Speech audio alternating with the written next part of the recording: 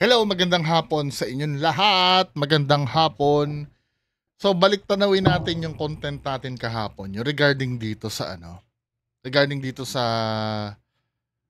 di umano'y pinagbilang daw ng tiles, no?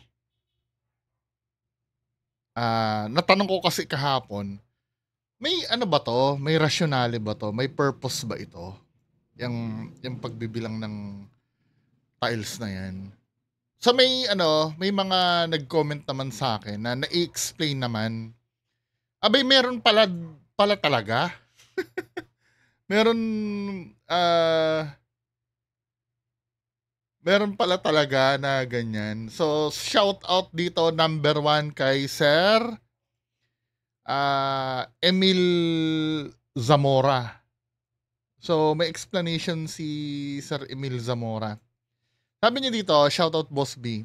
Sabing ganun ni Sir, ito si Sir Emil Zamora. It's for inventory maintenance check. Some sources suggest it is occasionally done as part of routine or monthly inventory check for facility maintenance purposes. Example, counting the number of broken or missing tiles to order placements. However, this is typically a maintenance team's job, not the service crews. And the general consensus among crew is that counting every single tile is a nonsensical task. Well, dito sa sinabi na English kasi sir eh. Pero I do appreciate. Salamat sir, maraming salamat. So yung pagbibilang ng tiles daw ay malalaman daw yung missing tiles para or kung may basag man yun ang tingin ko, para maka-order daw ng replacement. Makes sense naman. Kaya lang hindi ko nagigets yung pagbibilang. Kasi ako, don't get me wrong, nagdaan din ako sa totoo naman yon. Na-realize ko, totoo naman yon. Nagdaan din naman ako sa ganyan. Although na hindi ako fast food, sa supermarket ako, meron kasi akong admin officer eh. Meron akong, yung admin officer sa ilalim nun, may doon, may engineering, si Iwan, yung maintenance, 'di ba? Napagdaan ako din yan, pero hindi binibilang ang tiles na literal. Hindi siya binibilang eh. Pero salamat dito sa information, no. Totoo 'yun. Hindi siya binibilang eh. Pero dito sa sa sinabi ni Sir na hindi trabaho daw ng service crew. I do agree. Kaya lang syempre siguro maliit lang yung store kaya sa manpower din, 'di ba? Kaya kayo-kayo na lang ang gagawa. Ganon. Para hindi na mag-hire ng iba. Pero yung pagbibilang illogical pa rin sa akin eh. Illogical pa rin sa akin yung pagbibilang. Pwede siguro inspectionin yung tiles titingnan yung tiles, doon banda doon may basag. Yun, pwede. Totoo naman. 'Di ba? Minsan nga sa pa yan eh. Sa mga busted na bumbilya eh. Na ilaw na hindi gumagana, titingnan din eh. Pero yung bibilangin 1, 2, 3, 4, 5, hindi eh. Ewan ko lang. Ewan ko kung ganun talaga ka-weirdo yung sa fast food, no?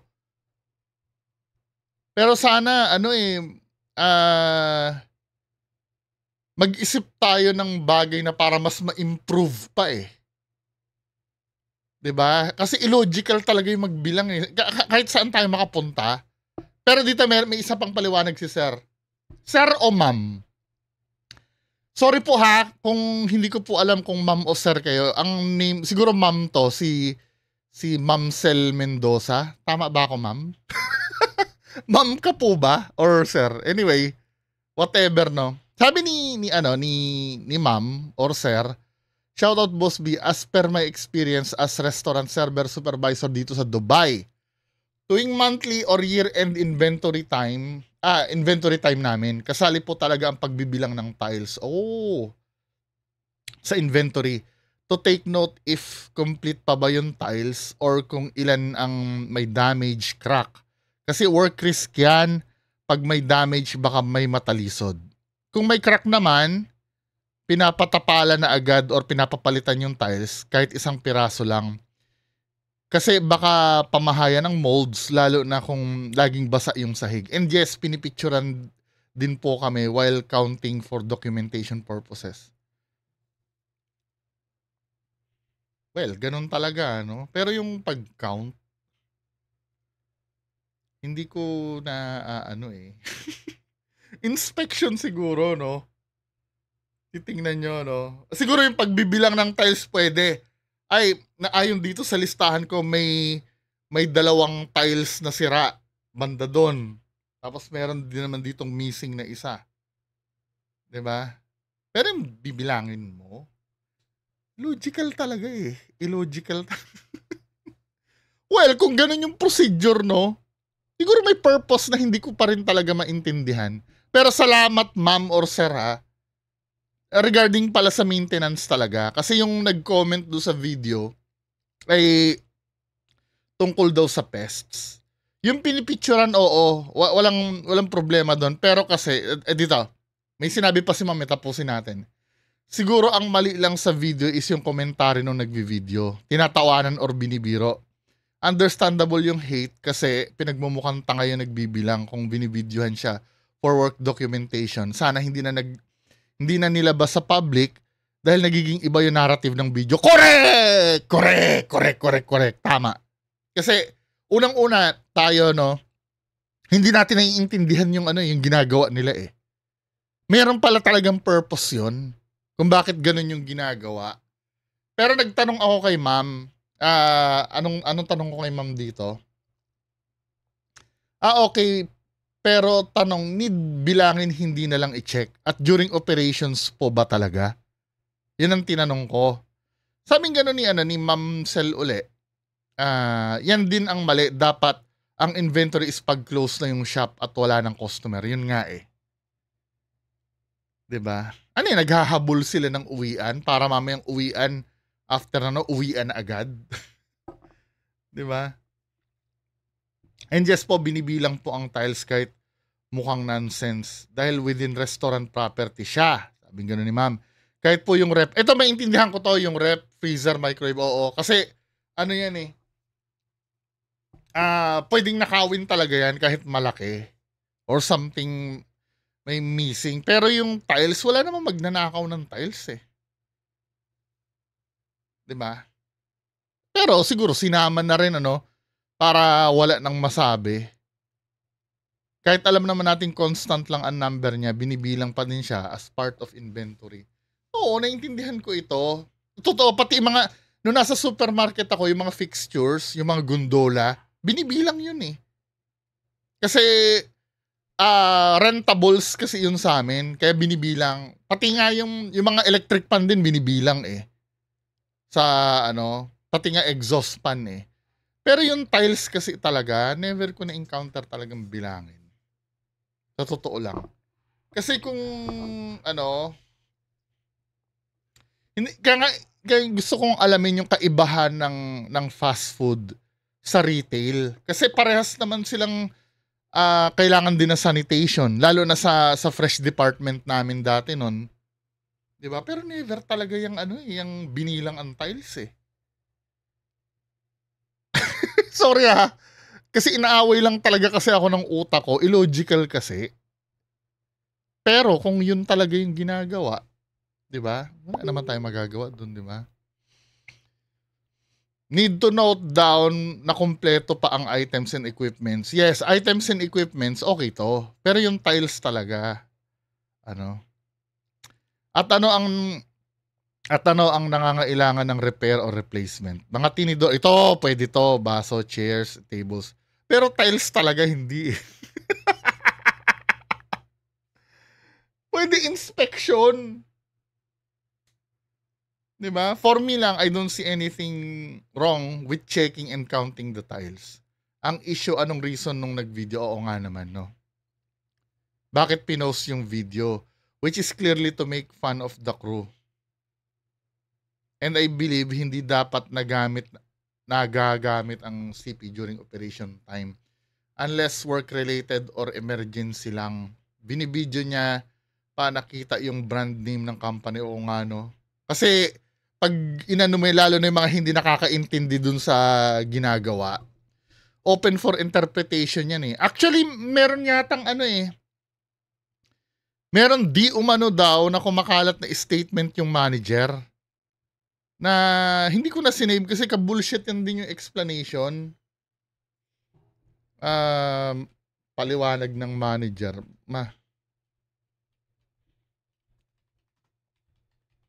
May pahayag na ba ang Jollibee dito? Tingnan nga natin.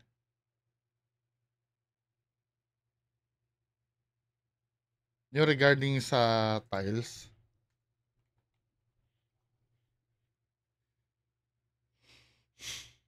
Kasi kung hindi nila lilinawin yan,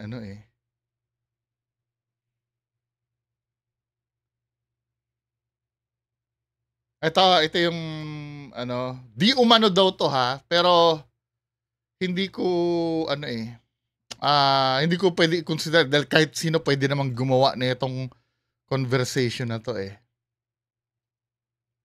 So, pinaliwanag niya dito, galing daw di umano do sa manager. Ang sabi niya dito, "Hello, I'm the manager in charge sa video, hindi si Jessica. Jessica is one of our crew. She accidentally posted it on TikTok without noticing na dapat lang na sinisave niya sa drafts." Diba? Bago pa kami mag-uwian, in-approach ko na agad yung crew to say sorry and ask if galit ba siya sa akin. And pagka-uwi ko, chinat ko ulit siya to make sure na hindi siya nagalit sa akin. If naranasan nyo mag-work sa fast food industry, maintindihan nyo yung spirit of family and fun. Manager ako, pero iba yung band namin ng mga crew ko. Never akong nag-power tripping. Never kung inabuso ang position ko. Galing din ako sa pagiging crew. Same branch kung saan ako ngayon manager. Kaya lahat ng crew kasundo ko, please pa-help na hindi na madamay yung store issue. Ito yung problem kasi. Tama yung sinabi ng mga nag-comment sa akin eh. Yung ginagawa nyo kasi dyan sa loob, hindi naiintindihan ng mga tao na nasa labas. Diba? Siguro yung pag-video na yan, yung katulad ng sinabi ni ma'am, for documentation, kaya lang hindi na dapat nilalabas yun. Ano yung purpose? Hindi ko nagigets ito eh, yung sinabi niyang ganun, Jessica is one of our crew. I'm the manager in charge sa video, hindi si Jessica. Sino yung Jessica na tinutukoy?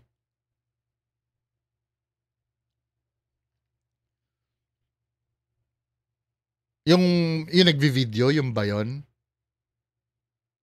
Tapos, Jessica is one of our crew. She accidentally posted on TikTok. Pwede ba yun? Aksidente mong ma-post sa TikTok? Siguro, hindi ako naniniwala ng aksidente. Pero, pinost siguro yon kasi naiintindihan na isip. May mga gano'n na biruan eh. May mga gano'n na biruan. Medyo nagigets ko na yung ibig sabihin ng manager.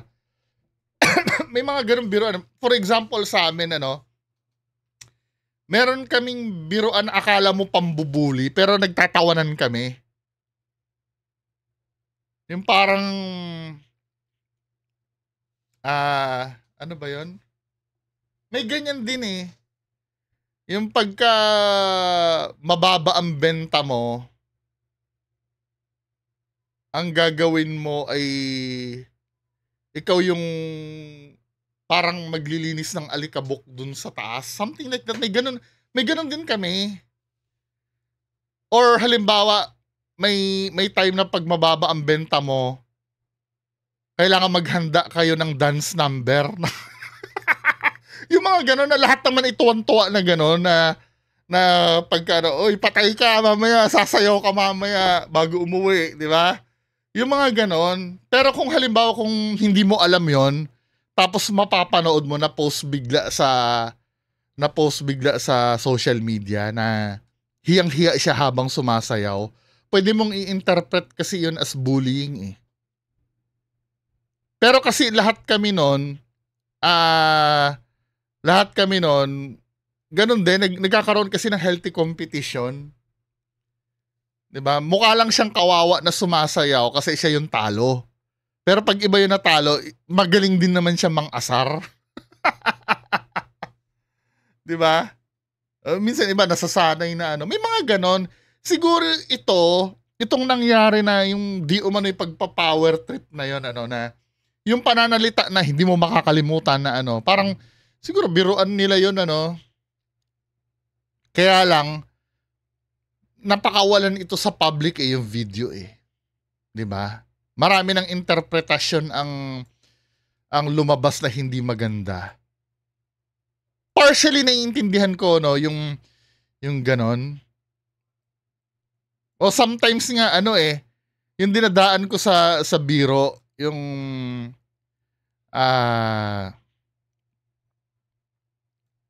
ayoko na, baka mamaya hindi kasi may mga biruan din kasi kami na na for example may isang bagger na nanliligaw sa cashier. Sa isang supervisor namin, may gusto din dun sa sa cashier.